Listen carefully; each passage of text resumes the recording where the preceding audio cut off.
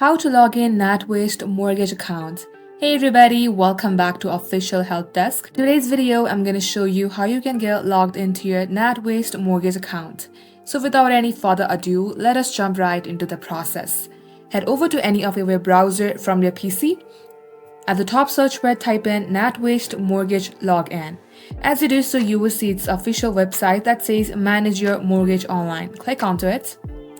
Then you will land onto its official website. Here, scroll below and you will see Log in to manage your mortgage. Click onto that option. At this page, scroll below. Here, you need to complete all these fields.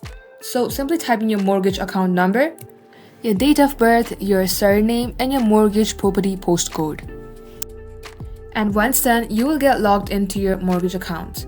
In case you are having difficulty signing in, then you can also visit their accessibility pages.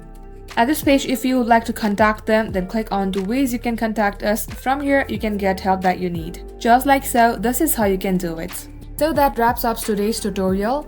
If you would like to see more videos on this topic, then all you have to do is comment down below and we will get back to you soon with more tutorials like this. In the meantime, what you can do is like this video and subscribe to our channel.